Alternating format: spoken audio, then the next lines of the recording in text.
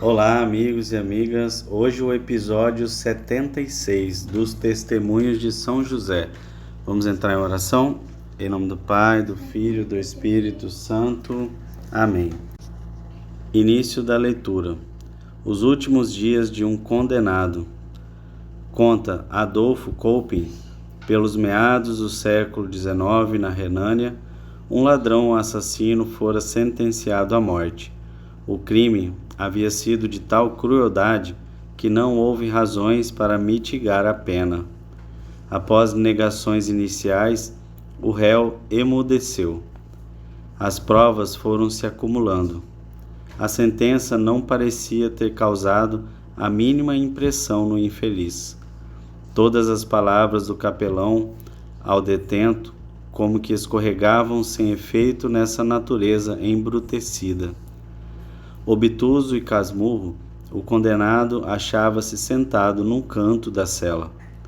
As irmãs que cuidavam dessa casa de detenção multiplicavam suas orações pelo mais pobrezinho dos seus pupilos. Certa manhã, irmã Verônica entrou na cela do condenado. Com um alfinete, afixou na parede um santinho de São José. O infeliz homem chamava-se igualmente José. A irmã lhe disse: "Esta é a imagem de São José, o padroeiro de todos os que estão para morrer." E retirou-se. O criminoso continuou no seu obstinado fechamento. A imagem estava ali intacta na parede. Quando a religiosa lhe trouxe o almoço, o réu continuou sentado no canto, nem ligou para as bondosas palavras da irmã. A confirmação da sentença não chegava nunca a ser decretada. As admoestações do capelão para que o condenado se reconciliasse com Deus não tiveram eco nenhum. Também a oração das irmãs dessa vez pareciam ter fracassado. Finalmente a sentença capital foi ratificada. No dia seguinte, o condenado deveria ser executado na guilhotina. O oficial do juiz dirigiu-se ao encarcerado para dar-lhe a informação.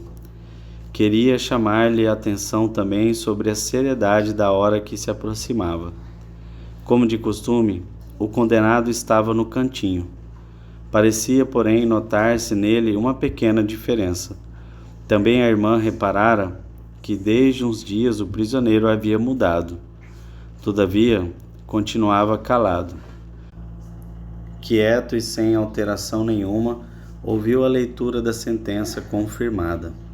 Mas causou espanto a sua observação. Eu sabia que nesta semana devia chegar a hora.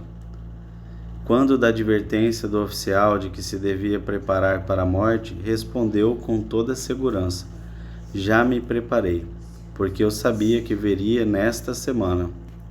O oficial, entre espantado e admirado, perguntou: "O que o senhor sabia?"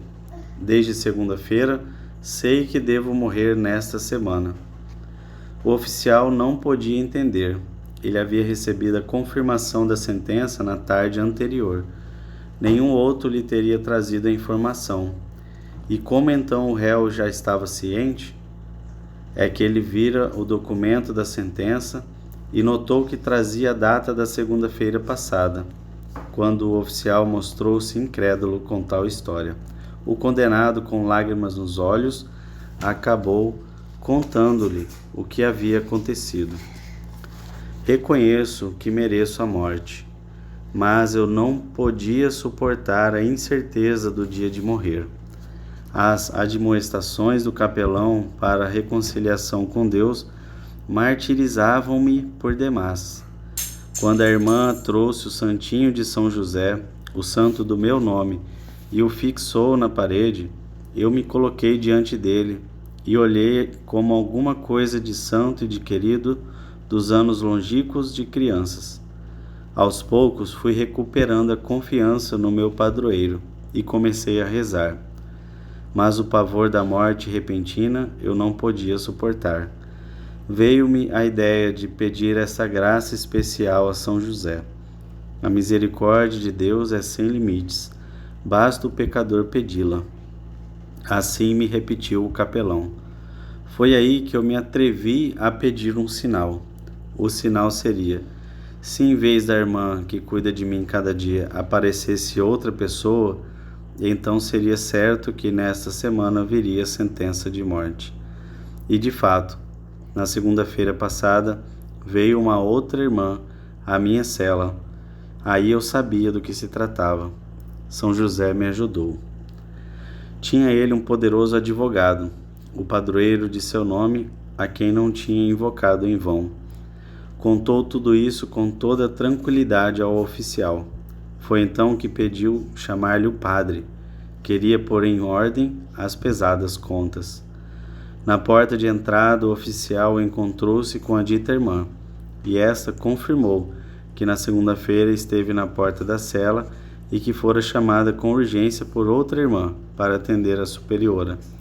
Esse detalhe comprovava a ação de São José.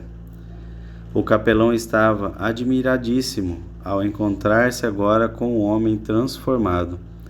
Ajoelhado perante a estampa de São José, repetiu sua maravilhosa vivência. Disso tudo, o encarcerado concluiu que podia seguramente esperar a graça de Deus. A confirmação do sinal abriu-lhe definitiva e inteiramente o coração para a graça. Fez uma confissão cheia de arrependimento. Antes de sua última caminhada, de modo edificante, recebeu a Sagrada Comunhão e, com firmeza e conformidade, sujeitou-se à morte.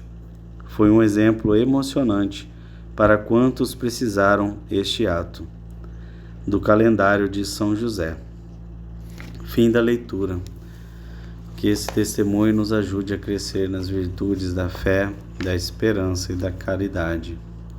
Vamos fazer o nosso memorário. Lembrai-vos, ó castíssimo esposo da Virgem Maria, que nunca se ouviu dizer que algum daqueles que têm recorrido à vossa proteção, implorado a vossa assistência e reclamado o vosso socorro, fosse por vós desamparado.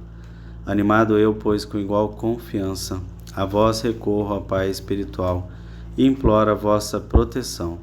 Não rejeiteis as minhas súplicas, ó Pai adotivo do Redentor, mas dignai-vos de as ouvir propiciamente e de me alcançar o que vos rogo. Amém. Que São José nos abençoe, em nome do Pai, do Filho e do Espírito Santo. Amém.